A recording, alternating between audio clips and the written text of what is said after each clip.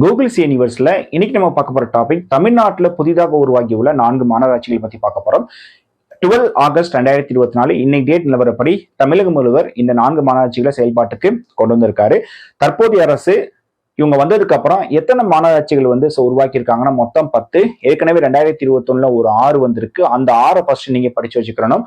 அந்த 6 என்னன்னா கூடலூர், காஞ்சிபுரம், கரூர், சிவகாசி, தாம்பரம், கும்பகோணம். இதுக்கப்புறம் புதுசா ஒரு நாள் வந்திருக்கா. இது எப்ப அறிவிச்சாங்க ஃபர்ஸ்ட் அப்பனா 15 மார்ச் 2024.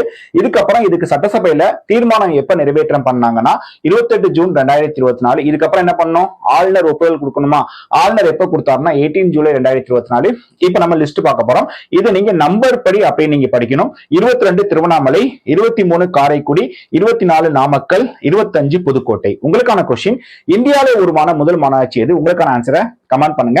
மறக்காம சேனலை சப்ஸ்கிரைப் பண்ணுங்க. தேங்க்யூ.